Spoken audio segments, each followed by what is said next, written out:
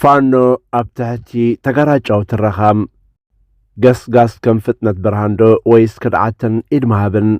سلام كبرى እንደሚ ታወቀው በጦርነት ተጀምሮ በጦርነት ያለቀ ተኸታተልቲ ኣብ ዝቐነያት ጉዳይ ሓይልታት ፋኖ ኣብ ኣጀንዳ ዜናታት ዓብላል ኮይኑ ይርከብ እቲ ሓይሊ ከም ፍጥነት ብርሃን ገስጊሱ ብዙሕ ከባቢታት ይቆጻጸር ኣሎ ዝብል ትራኸ ሰምዐን ከለና ብኻልእ ሸነኽ ድማ ክድዓት ኢድ ምሃብን ስምምዕ ሰላም ዝብል ኣዛራቢ ዛዕባታት ይቐርቡ እቲ ሓቂ ግን እንታይ እዩ ፋኖ ብሓቂ ሓያልን ውሁድን ምንቅስቓስ ወይስ ብውሽጣዊ ምፍልላይን ፖለቲካዊ ሽራን ተሰነየም ኣብ ትሕቲ እዚ ተጋራጫው ትረኻ እንታይ ይካየዳሎም ነዚ ኩሉ ሎሚ ክንዕዘቦ ኢና ሙሉእ ቪድዮ ክትከታተሉ ብኽብሪ ንዕድም after war there must be a peace process ውጊያው ኣብ ዝቕንያት ጉዳይ ሓይልታት ፋኖ ኣዛራቢ ኮይኑ ቀንዲ ከም ዘሎ ክንከታተሉ ቀኒና ኣለና ነዚ ኣንጻር መንግስቲ ፌደራል ኢትዮጵያ ዝቃለስ ዘሎ ዕጡቕ ሓይሊ ኣብቲ እንግሊዝ መደበሩ ዓብ ጋዜጣ ዘጋርዲያን ሰፊሕ ሸፈነ ተዋሂብዎሎም እቲ ሓይሊ ዳርጋ ከም ፍጥነት ብርሃን ብዙሕ ከባቢታት ትክልል ብፍላይ ገጠራት ይቆጻጸር ከም ዘሎ ክንበብ እንከሎ ብኻልእ ሸነኽ ድማ ሓደ ካብ መራሕቲ እቲ ምንቅስቓስ ዝኾነ ማስረሻ ሰጤ ነተደጋጋሚ ክቐርብ ፀንሐ ዝበሃል ፃውዒት መንግስቲ ተቐቢሉ ናብ መንግስቲ ኢድ ሂቡ በቲ ሓደ ድማ ኣይፋልን ብቐደሙን ሓደ ሃሱስ ናይ መንግስቲ እዩ ነይሩ ብውሽጢ ክስለን ዝተዋህበ ስውር ተልእኾን ከፈጽም ዝፀንሐ ከዳዒባ ተባሂሉ ብዛዕባኡ ተዛሪቡ ከይተወደን ሓቅነቱ ከይነፀረን ድማ ምስ ነቲ ዝነበሮ ውድብ ወኪሉ ምስ መንግስቲ ክልል ኣምሓራ ስምምዕ ሰላም ከቲሙ ክበሃል መዛረቢ ማዕከናት ዜና ኮይኑ ቀኒሎም ናብ ትሕዝቶ ዘጋርዲያን ምልስ ኢልና ምስ ንርኢ እቲ ኣብ እዋን ኩናት ትግራይ መሻርክቲ መንግስቲ ፌደራል ዝነበረ ፋኖ ድሕሪ ስምምዕ ሰላም 2022 ዝሰዓበ ውሳነ ምብታን ዕጥቂ ምፍታሕ ፍሉይ ሓይልታት ክልላት እቲ ውሳነን ስጉምትን ኣብ ልዕሊኡ ተፈጸመ ካሕደት ገይሩ ስለ ዝረኣዮ ምስ መንግስቲ ዝነበሮ ርክብ ተባላሽዩ ሕጂ ኣንጻር መንግስቲ ዝቃለስ ዘሎ ፋኖ ኣብ መላእ ክልል ኣምሓራ ሰፊሕ ከባቢታት ገጠር ብፍላይ ድማ ኣብ ከም በዓል ሰሜን ወሎን ኣኽራናት ላስታን ዝኣመሰሉ ዞባታት ከም ዝቆጻጸር ይንገር ብመሰረት ዘጋርዲያን ብዙሓት ነበርቲ ትክልል ኣብ ልዕሊ ፌደራል መንግስቲ ዝነበሮም እምነት ሃሲሱ ክከላኸለሎም ዘለዎ ዓቕሚ ወይ ድልውነት ከም ዘይተኣማመኑሉ ኮይኑ ብዙሓት ተወለድቲ ኣምሓራ ምስ ፋኖ ምትእሳር ማለት ናይ ህላውን መንነትን ምርጫ ኮይኑ ይስምዖም ብዘይካዚ ጽልዋ ፋኖ ዓሚቕ ዝኾነለን ገጠራዊ ዓድታት እናበዝሓ ይመጻ ከም ዘለዋን መንግስቲ ዝበዝሕ ሓይሉ ኣብ ከተማታት ጥራይ ተሓፂሩ ምህላው ዘጋርዲያን ይገልጽ እዚ ኮይኑ ግን ብተደጋጋሚ ብዛዕባ ተፈጸመ ግህሰት መጥቃዕቲ ድሮናት ዕላማ ዘይፈልጥ ደብዳባት ኣብ ልዕሊ ሲቪላት ዝፍጸም ዓመፅ ከምኡውን ዕንወት ትካላት ሰብኣዊ ኣገልግሎታትን ነቲ እንዳወሰኸ ዝኸይ ዘሎ ሰብኣዊ ቆልውላዊ ዘጋድድ ምዃኑ ዝወፅእ ጸብጻባት ከካልእ ጸኒሑ እዩ ብሓፈሻ ጽሑፍ ዘጋርዲያን ፋኖ ኣብዚ እዋን እዚ ድሕሪ ኣብ ጸቢብ ቁሸታት ተሓፂሩ ዝተርፍ ምልሻ ከም ዘይኮነ ዝሕብር ሓያል ኣብ ውሽጢ ናይ ገዛ ርእሱ ከባብን ህዝብን ዝሰረተ ምንቅስቓስ ምዃኑ ዘርኢ ምዕባለታት ካብ ግዜ ናብ ግዜ ይጎናጸፍ ከም ዘሎ የመልክት እዚ እናኾነ ግን ብኻልእ ገጽ ብወገን መንግስቲ ዝቐርብ እቲ ሓይሊ ይፈራኸሽ ከም ዘሎ ስምምዕ ከም ዘየለ ናይ ሓባር መራድእ ፖለቲካዊ ዕላማ ከም ዘየለን ናይ ተራ ሸፋቱ እካበን ከም ዝኾነ ገይሩ ዝቐርብ ትረኻ ጸንሐ እዩ ልክዕ እዚ ዕጡቕ ሓይሊ ኣብ ዝተፈላለየ ከባቢታት ትክልል ብከባቢ ተወደበ ኮይኑ ነብሲ ወከፎም ነናቶም መራሕ ኣለዎም እንተኾነ ሓድነታዊ መሪሕነት ክህልዎም ተገብረ ተደጋጋሚ ጻዕርታት ክሳብ ሕጂ ተዓወተን ኣብ ዝሓለፈ ዓመት ኣብ ዝተገብረ ጻዕሪ ድማ እስክንድር ነጋ ከም መራሒ ፋኖ ከም ተሸመ ተነጊሩ ነይሩ እስክንድር ኣብ ኣዲስ ኣበባ ተወሊዱ ዝዓበየን ኣብ ኣሜሪካ ዝተማሃረን ኮይኑ ድሕሪ ውድቀት ስርዓት ደርግ ናብ ኢትዮጵያ ተመሊሱ ኣብ ጋዜጠኝነት ተዋፊሩ ብተደጋጋሚ ተኣስረ ፖለቲከኛ እዩ ቀዳማይ ሚኒስትር ኣብይ ናብ ስልጣን ቅድሚ ምምጽኡ ድማ ን18 ዓመት ማእሰርቲ ተፈሪዱ ዝነበረ እዩ ኣብ ፈለማ ዘበነ ስልጣን ኣብይ ፖለቲካዊ እስራት ክፍትሑ ከለዉ እስክንድር እውን ድሕሪ ናይ 4 ዓመት ማእሰርቲ ተፈቲሑ ከም ጋዜጠኛ ስራሕ ቀጺሉ ይኹን እምበር ነዊሕ ከይጸንሐ ጉዳይ ኣዲስ ኣበባ ቀንዲ ኣጀንድኡ ዝገበረ ቤት ምኽሪ ባልደራስ መስሪቱ ምስ ግዜ ድማ ባልደራስ ንሓቀኛ ዲሞክራሲ ዝብል ሰልፊ ብምቋም ምስ መንግስቲ ክጋጮ ጀሚሩ ዳርጋ ን2 ዓመት ድማ ተኣሲሩ ድሕሪ ምፍትሑ ናብ ጋዜጠኝነት ይኹን ናብ ውድባዊ ንጥፈታት ኣይተመልሰን ኣብ ክልል ኣምሓራ ንኣዋርሕ ድሕሪ ምጽንሑ ግን ህዝባዊ ግንባር ኣምሓራ ተባህለ ሓደ ጉጅለ ከም ዝቆመ ኣፍሊጡ እቲ ግንባር ነዊሕ ከይጸንሐ ተበታቲኑ ድሕሪ ኣዋርሕ ብህዝባዊ ሰራዊት ኣምሓራ ከም ዝተተከ ተሰሚዑ ብዘተፈላለዩ ጉጅለታት ፋኖ ኣቢሉ ማእከላይ ትእዛዝ ኣምሓራ ፋኖ ተባህለ ውድብ ውዳብ ፋኖ ንምቋም ኣብ ዝተገብረ ጻዕሪ እስክንድር ከም መራሒ ተሰይሙ ተነጊሩ ነይሩ። እንተኾነ እስክንድር ነጋ ከም መራሒ ምስያሙ ዘይተቐበሉ ጉጅለታት ፋኖ ነቲ ንሱ ክመርሖ ሓድሽ ተመስረተ ማእከላይ ማሕበራ ፍሉጦ ከም ዘይብሎም ብምግላጽ ንገዛ ርእሶም ካብቲ ጉጅለ ስሒቦም ስለዚ ሓደ ኣመራርሓን መሓውርን ዘለዎ ፋኖ ንምፍጣር ተገብረ ጻዕሪ ኩሉ ኣባል ብዝቕበሎ ኣገባብ ክምስረት ገና ኣይተኻለን። በዚ ድማ ኣብ ወሎ ምረይ ወዳጆን ኮሎኔል ፋንታው ሙሃባን ኣብ ጎጃም ዘመነ ካሴ ኣብ ጎንደር ሃብቴ ወልደን ደረጃ በላይን ኣብ ሸዋ መከታው ማሞን ደሳለኝ ሲያስብ ሸዋን ተመቃቂሎም ነቲ ጉጅለ ይመርሖ ከም ዘሎ ይፍለጥ። እዚ ደኽመትን ፍልልይን ድማ ንመንግስቲ ከገድስ ጸኒሑ እዩ። ብተወሳኺ ኣብ ከባቢ ሸዋ ካብ ዝንቀሳቐሱ ጉጅለታት ፋኖ ሓደ ዝነበረ ኮሎኔል ኣሰግድ መኮነን ኣብ ኢድ መንግስቲ ከም ዝኣተወ ተነጊሩ ነይሩ።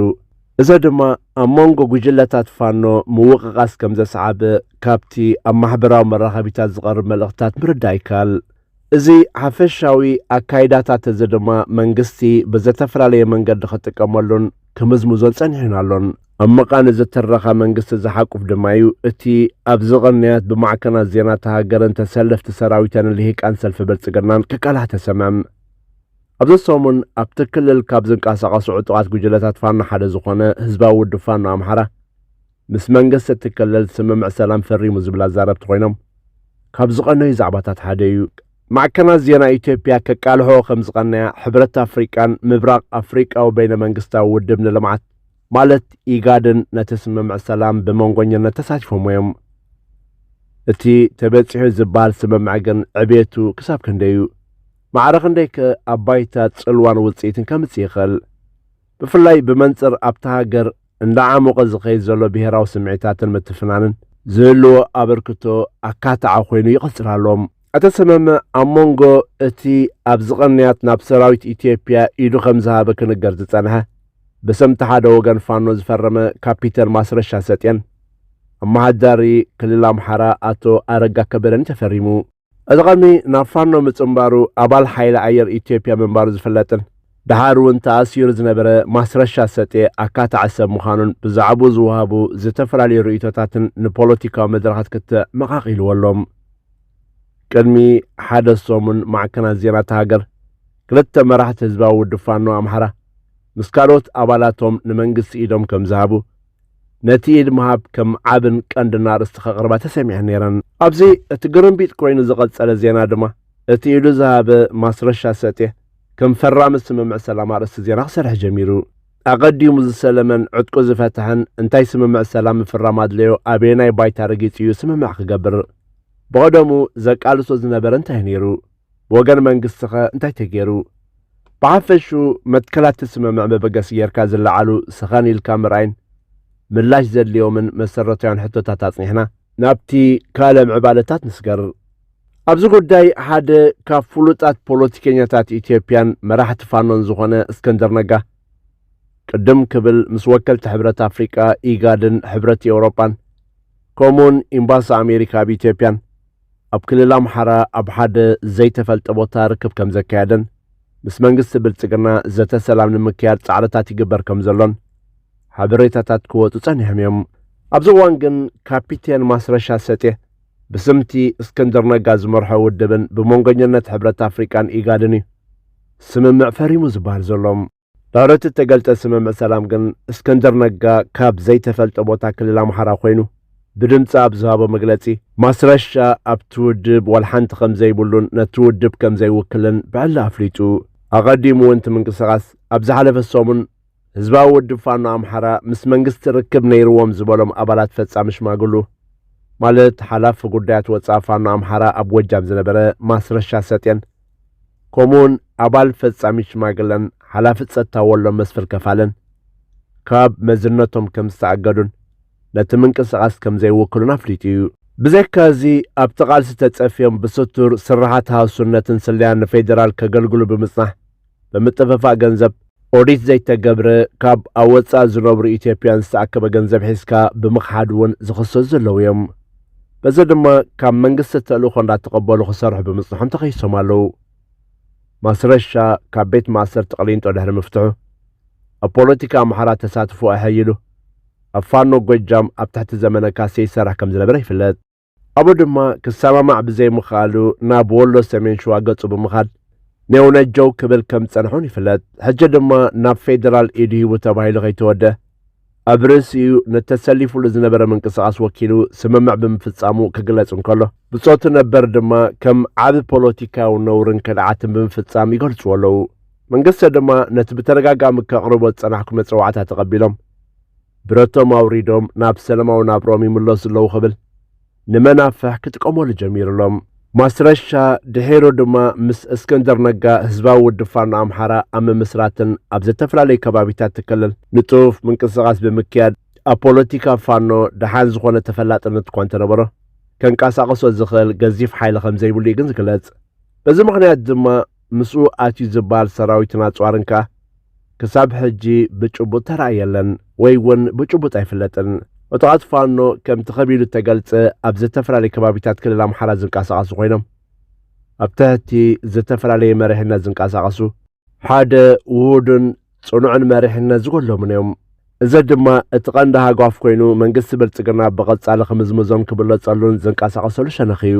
በዚ ድማ ውልቀ ሰባት እውን እንተኾኑ ከም ንሓደ ገዚፍ ህዝባዊ ምንቅስቓስ ወይ ውድብ ዝወከሉ ኣምሲልካ ፕሮፓጋንዳ ምስራሕ ኣካል ናይቲ ዝገብሮ ምንቅስቓስ ክኸውን ዝረአ ዘሎም። ከም ዝተገልጸ ኣብዚ ተበፂሑ ዝበሃል ዘሎ ስምምዕ ሰላም ወከልቲ ሕብረት ኣፍሪቃን ኢጋድን ተሳተፉ ኮይኖም ኣብዚ ድማ ብሸነኽ እቲ ብእስክንድር ነጋ ዝመርሖ ውድብ ተሪር ተቃውሞን ቅሬታን ኣስዒቡሎም። እቲ ምንቅስቓስ ብዓርቢ ናብ ክልቲኦም ውድባት ኣፍሪቃ ብፀሓፎ ደብዳቤ ነቲ ብተደጋጋሚ ክግለጽ ጸንሐ መርገጹ ለጊሙ ብምንጻር ብፍላይ ምክትል ሕብረት ኣፍሪቃ ሳልማ መሊካ ነቲ ጸንሐ ዝርርብ ኣብ ሞንጎ እስክንድር ነጋን ሕብረት ኣፍሪቃ እናፈለጠትን ከላ ኣብ ከም ዝበለ ናይ ሓሶት ሽምግልና ምስታፋ ከም ዘተሓሳሰቡ ብምግላጽ እዚ ንፕሮፓጋንዳዊ በለጽ ኮይኑ ዘሎ ዘየለ ናይ ሓሶት ስምምዕ ሰላም ንዝውክሎ ውድብ ስለ ዘየለ ሳልማ እቲ ሓቂ ንዓለም ክትነግር ተማሕፂኑ። ውድብ ኢጋድ ድማ ብመንገዲ ኣቦ ወንበሩ እሙን ኣገልጋሊ ኣብዪ ኣሕመድ ምዃኑ ዝጠቐሶ ዶክተር ወርቅነህ ገበያ ኣቢሉ መሳርሒ ይኸውን ከም ዘሎ ብምምልካት ከም ዝበለ ሻራነት ዘለዎ ዝኣቦ ወንበሩ ኢጋድ ሽምግልና ክመራሕ ከም ዘይከላ ነጺሩ። ክቡራት ተኸታተልትና ነቲ ምስ ፋኖ ተኣሳሲሩ ኣብዚ ሰሙን ዓብላሊ ዝቐነየ ዛዕባታት እዚ ተኸታተልኩም ወይ ነይሩ። ንምክትታልኩም እናመስገና ሼር፣ ላይክ፣ ኮመንት ክትገብሩ እናዘኻኸርና ንሰናበተኩም። ሰላም። ከዚህ በፊት ሰላምን ቅድሚያ ሰጥተን እንደሰራ እንገነዘባለን። ሆኖም ግን በየትኛውም አካባቢ የመጀመሪያ የመንግስት አቋም ችግሮችን በሰላማዊ መንገድና ህጋዊ መንገድ ለመፍታት ፍላጎት ያለው መሆኑን በመገንዘብ ሌት ተቀን ለዚሁ አቅጣጫ እንዲተጉ በዚሁ አጋጣሚ ጥሪ ለማስተላለፍ እፈልጋለሁ።